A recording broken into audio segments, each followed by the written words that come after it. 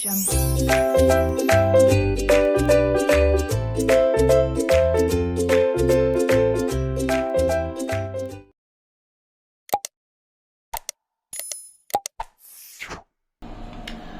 hello everyone, and welcome back to my channel named Learning to Learn. So, today we'll be starting with a new topic, and वो new topic हम start करेंगे in a very unique way. But before starting with this topic, let me give you a quick update about Unacademy. Unacademy is one of the best app for learning online. If you are preparing for NTA, UGC NET, UPSC examinations, various competitive examinations, government examinations and other examinations. So what you need to do, आपको सिर्फ ये Unacademy app install करना है. Install करने के बाद अगर आपको प्लस कोर्सेज ज्वाइन करने हैं तो आपको फीस पे करनी पड़ेगी, ताकि आपको कोचिंग क्लास जैसा एक्सपीरियंस मिल पाए, जहाँ पे आपको सारी डिटेल्स दी जाएंगी कि आपका जो भी कोर्स है, यूपीएससी है, एनटीए यूजीसी नेट है, सीए है, उन सब के बारे में बताया जाएगा कि उसका कोर्स क्या है, उसमें आपको कितना टाइम लगेगा, आपको स्टेप बाय स्टेप गाइड किया जाएगा, और even they will provide you the notes material as well.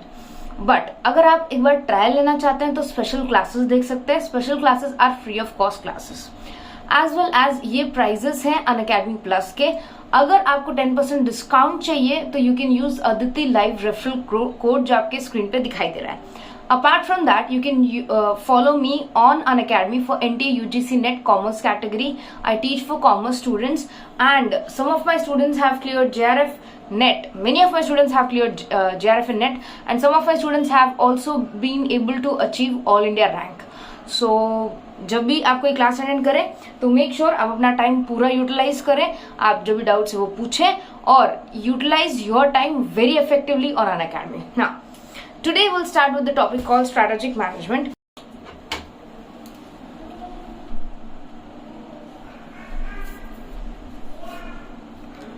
Hey, hello everyone, and welcome back to one more lecture on strategic management. अब स्ट्रैटेजिक मैनेजमेंट में हमने बहुत सारी चीजें नहीं देखी, ऑफ कोर्स सिर्फ एक इंट्रोडक्शन लेक्चर था. तो लास्ट क्लास में हमने किया कि बिजनेस क्या होता है. उसके बाद पीटर एफ ड्रकर ने, जो कि फादर ऑफ मैनेजमेंट है, उन्होंने बिजनेस के बारे में क्या बताया हमें. बस इतना ही किया हमने. अब अगर आप आगे के पेजेस देखेंगे इस नोटबुक के तो आपको एक चीज रियलाइज होगी कि इसके बाद हम लोग करने वाले हैं बिजनेस के objectives, problems in understanding environment. Environment क्या होता है, micro macro environment, companies global क्यों जाती है, पेस्टली एनालिसिस और पॉटर्स 5 फोर्सेस मॉडल, मैनेजमेंट. ये सब करने के बाद हम स्ट्रैटेजिक मैनेजमेंट पे जाएंगे. तो याद रखना, इंट्रोडक्शन के 2-3 लेक्चर्स में स्ट्रैटेजिक मैनेजमेंट का मतलब भी शायद मैं ना बताऊं, बिकॉज इससे स्ट्रैटेजी को समझने से पहले थोड़ा बैकग्राउंड नॉलेज लेना बहुत ही ज्यादा जरूरी है कि स्ट्रैटेजी होती क्या है, ये स्ट्रैटेजी कहाँ से स्टार्ट होती है. ठीक है, तो इसीलिए मैं एकदम जीरो से स्टार्ट करवा रही हूँ. तो 1-2 लेक्चर्स आपको पहले देखने पड़ेंगे ताकि आप स्ट्रैटेजिक मैनेजमेंट को ज्यादा अच्छी तरीके से जान पाए. अब लास्ट में हमने किया था according to Peter F Drucker what is business, हमने ये कंप्लीट कर लिया था. आज हम करेंगे बिजनेस के ऑब्जेक्टिव्स. ठीक है, तो ये रहे हमारे बिजनेस के ऑब्जेक्टिव्स. सबसे पहले किसी भी एंटरप्राइज के, किसी भी बिजनेस के मल्टीपल ऑब्जेक्टिव्स होना स्वाभाविक है. एक बिजनेस प्रॉफिट के लिए रखा जा सकता है, वही बिजनेस को ग्रोथ भी हो सकता है, वही बिजनेस मार्केट में सर्वाइव भी करेगा. बहुत सारे ऑब्जेक्टिव्स होते हैं. तो मैं इसको रीड आउट कर देती हूँ और आप ध्यान से सुनिएगा. Enterprise pursue multiple objectives rather than a single objective. इसका मतलब जो भी एंटरप्राइजेस होती है, ऑफिसेज होते हैं, ऑर्गेनाइजेशंस होते हैं, वो मल्टीपल ऑब्जेक्टिव्स प्रेफर करते हैं rather than a single objective.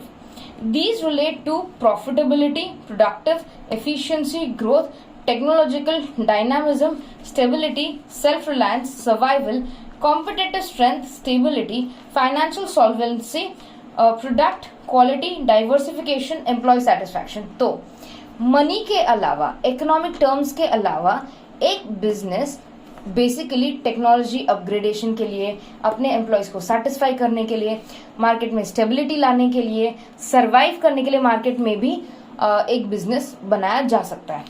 अब इसके कुछ इंपॉर्टेंट ऑब्जेक्टिव्स हैं जिसको लिस्ट आउट किया है यहाँ पर. Survival, stability, growth, efficiency, profitability. अगर आप थोड़ा सा ध्यान से देखेंगे यहाँ पर तो ये सीक्वेंस वाइज रखा गया है। सीक्वेंस वाइज मतलब this is the exact sequence, यही एग्जैक्ट सीक्वेंस है। कैसे? सबसे पहले कोई भी बिजनेस सरवाइव करेगा इन द मार्केट। इसका मतलब मार्केट में बहुत सारा कंपटीशन होगा, मार्केट में बहुत सारे सब्स्टिट्यूट्स अवेलेबल होंगे। तो अगर आप नए हो मार्केट में तो आपको सरवाइव करना ही बहुत बड़ी बात होती है कि आप क्या कर सकते हो, सरवाइव कर सकते हो, फर्स्ट थिंग। सेकेंड, एक बार सरवाइव कर गए आप मार्केट में 1 ईयर 2 ईयर्स, उसके बाद आप धीरे धीरे स्टेबल होते जाते हो। मतलब अब आपका थोड़ा स्टैंडर्ड बनता जाता है, आप आराम से चीजों को चेंज करते हो, एक्सपेरिमेंट करते हो, ताकि आप आगे ग्रो कर सको। फिर ग्रोथ आता है जहां पर आपकी सेल्स इंक्रीज होती है, आपका गुडविल इंक्रीज होता है, आपके प्रोडक्ट्स धीरे धीरे फेमस होने लगते हैं, ये सारी चीजें। एफिशिएंसी, यस, अब आप एफिशिएंट होने लगते हो। अब आप किसी पर्टिकुलर फील्ड में स्पेशलाइजेशन हासिल करते हो जहां पर आपसे बेटर वो काम कोई नहीं कर पाता, आपको इकोनॉमीज ऑफ लार्ज स्केल मिलने लगता है। और लास्ट, प्रॉफिटेबिलिटी। अब जब आप सरवाइव कर चुके हैं, जब आप सब कर चुके हैं, अब प्रॉफिट कमाना आपका एकमात्र उद्देश्य हो सकता है। तो ये इस तरह से सीक्वेंस में जाता है, आप प्लीज इसे ध्यान में रखिएगा। अब आज का एक छोटा सा नया पॉइंट मैं आपको बताना चाहूंगी, वो है एनवायरमेंट। एनवायरमेंट का मतलब होता है वातावरण। जब हम बिजनेस एनवायरनमेंट की बात करते हैं तो बिजनेस के आसपास जो भी वातावरण होगा जो बिजनेस को इन्फ्लुएंस करेगा, अच्छे तरीके में या बुरे तरीके में, उसे हम कहेंगे बिजनेस एनवायरनमेंट। ठीक है, तो एनवायरनमेंट क्या है? Environment refers to the surroundings of the business in which the business exist. Environment is sum of external and internal forces. अब याद रखना, एनवायरनमेंट एक्सटर्नल भी हो सकता है, इंटरनल भी हो सकता है। ये वो सारे फोर्सेस होते हैं जो बेसिकली हेल्प करते हैं एक बिजनेस को आगे बढ़ने में, इम्प्रूव करने में, एक्सपैंड करने में, एक्सेट्रा। अब इसके कुछ पॉइंट जो आपको समझने की जरूरत है। First, business can not function in isolation. Business कभी भी अकेले में नहीं किया जा सकता। बिजनेस बहुत सारे ग्रुप ऑफ पीपल के साथ मिलके ही किया जाता है। ये वैक्यूम में नहीं होता, अकेले में नहीं होता, क्योंकि आपको डीलर्स चाहिए, परचेजर्स चाहिए, कस्टमर्स चाहिए, वेंडर्स चाहिए। तो बहुत सारे लोग आपको चाहिए होंगे to do the business. Business function within the whole gambit of the relevance environment। Business environment के आसपास घूमता रहता है। बिजनेस उस एनवायरमेंट में पनप सकता है जहां पर उसे अपॉर्चुनिटी दी जाए। अगर अपॉर्चुनिटी ही ना रहे तो बिजनेस नहीं आगे बढ़ेगा। The next one is the business must continuously monitor and adapt to the environment if it is to survive and prosper। अगर बिजनेस को प्रॉस्पर करना है, आगे बढ़ना है, तो बिजनेस को ये देखना पड़ेगा कि उसका एनवायरनमेंट कैसा है, क्या थ्रेट है, क्या अपॉर्चुनिटीज है, क्या आगे जाके बिजनेस इंक्रीज होने के चांसेस हैं, क्या आगे जाके वो प्रोडक्ट एकदम पुराना हो जाएगा, आउट ऑफ फैशन हो जाएगा। आपको ये सारी चीजें समझने की जरूरत है ताकि जब भी आप बिजनेस करें तो आप सही डिसीजन ले पाए कि आप सही डायरेक्शन में जा रहे हैं या नहीं। अब problems in understanding business environment. जब हम एनवायरनमेंट को समझते हैं तो कुछ प्रॉब्लम्स आती है। कौन सी होती है? फर्स्ट, एनवायरनमेंट में बहुत सारी चीजें इन्फ्लुएंस करती है। बहुत सारी मतलब टेक्नोलॉजी हो सकता है, लीगल एस्पेक्ट्स हो सकते हैं, कोई नया कानून हो सकता है, टैक्सेस सिस्टम हो सकते हैं, बहुत सारी ऐसी चीजें हो सकती है जो बिजनेस को इम्पैक्ट करेंगी। एक चीज नहीं होती जो बिजनेस को इम्पैक्ट कर सकती है, बहुत सारी चीजें हो सकती है। दूसरा, बिजनेस एनवायरनमेंट अनसर्टेन होता है। अनसर्टेन मतलब कब बदल जाए कोई भरोसा नहीं। बिजनेस एनवायरनमेंट स्टैटिक नहीं रहता, चेंज होता रहता है, परिवर्तनशील होता रहता है। तो इसका परिवर्तन बहुत ही ज्यादा होता है, तो हम बहुत अनसर्टेन रहते हैं कि क्या होने वाला है। और लास्ट में ये बहुत पेचीदा होता है, कॉम्प्लेक्स होता है।